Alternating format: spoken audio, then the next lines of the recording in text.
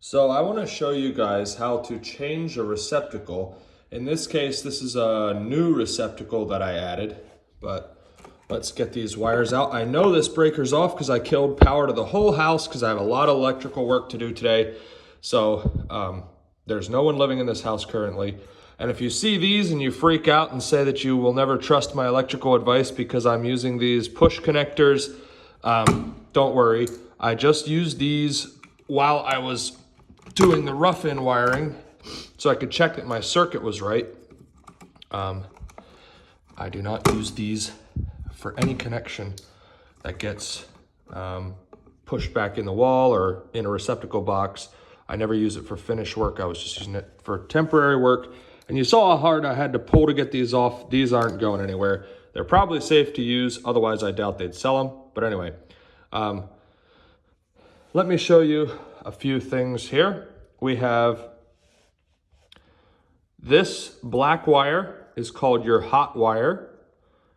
This is your neutral, and this is what's called a ground wire. Your hot wire is your wire that supplies your electricity, and then this is your neutral, and this is your ground.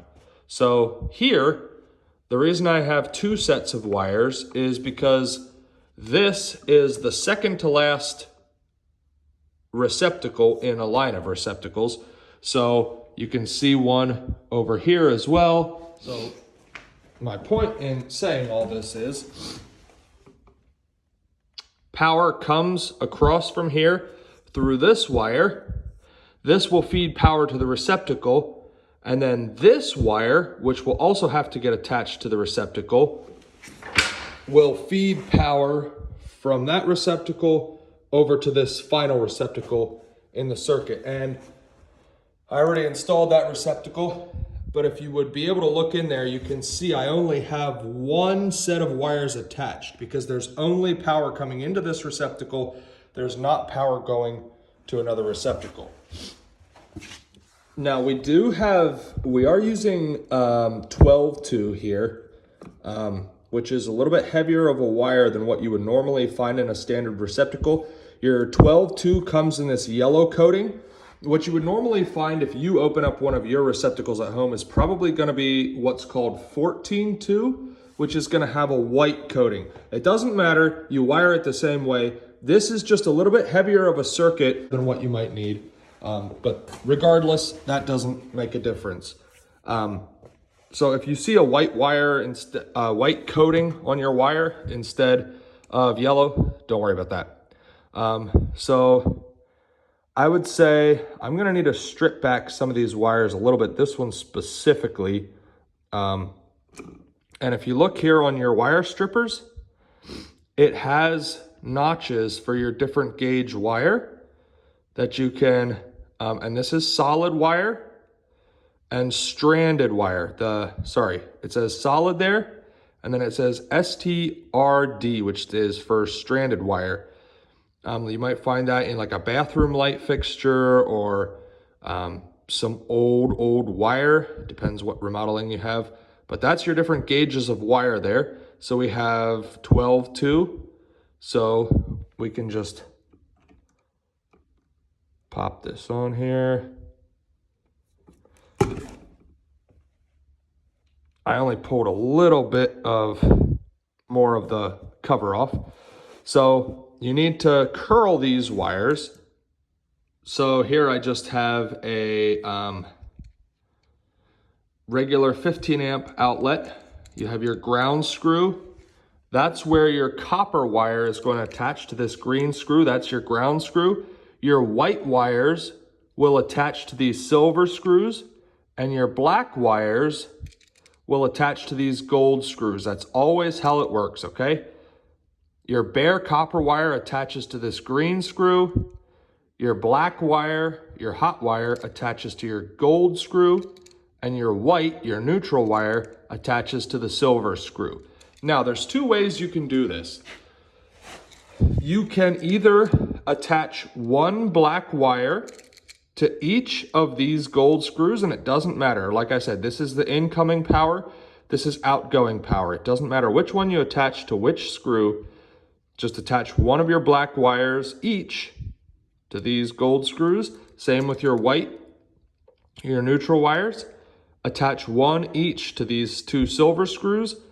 But what you can't do is attach both of these copper wires to one screw. So I'm going to show you how to create what's called a pigtail. I have a short section of just bare copper wire here. And what you're going to have to do is create a twist with this copper wire, this bare copper wire, and this little pigtail. So let me show you what that looks like.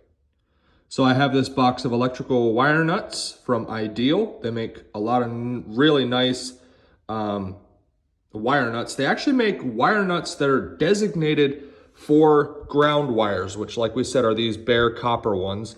I do not actually have any with me, unfortunately. I need to get some more. But they do make designated ground wire nuts. And I wish I had some because it's really nice for creating pigtails. But unfortunately, I'll just show you how to do this because if you're doing the job, you probably just have regular wire nuts.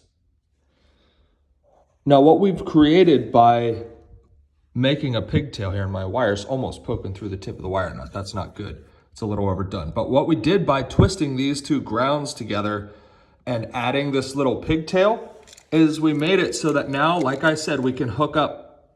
Sorry about that. My camera got off angle a little bit. We can hook up the two black wires to our gold screws. We can hook up the two white wires to our silver screws. And now we only have one ground wire that needs to be hooked up to our ground screw. So now we can wire this all together. And if you really want to, I said earlier that there are two ways you could wire this by doing, one wire to each screw. Same for this, one wire to each screw, and then you're creating a pigtail on your grounds and attaching that. Now, if you would prefer, for some reason, I don't know why you would prefer this, it makes a fuller box, but you could also create a pigtail here and a pigtail here with just one black wire coming out and one white wire coming out.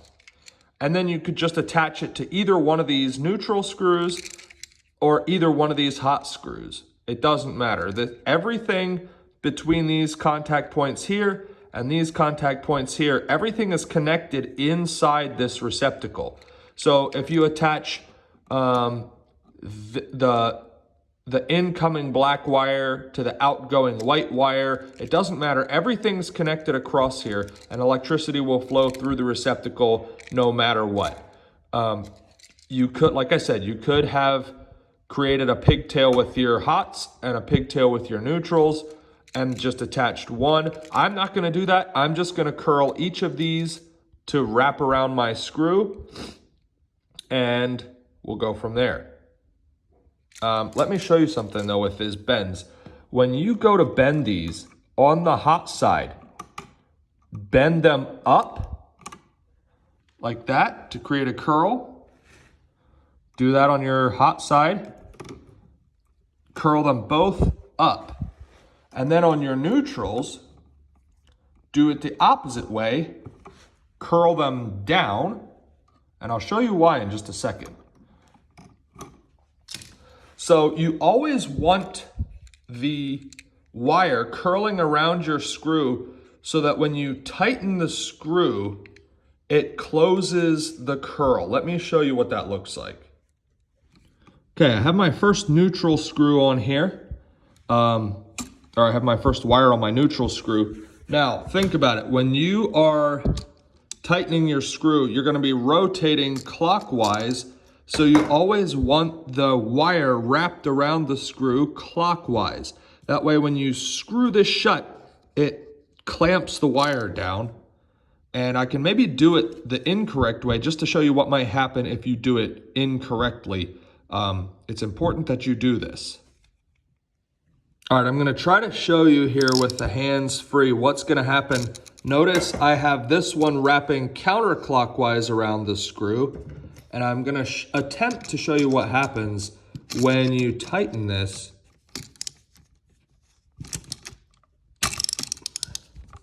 I'm not sure I'm gonna be able to do this hands free. Let me just pause the video and I'll show you.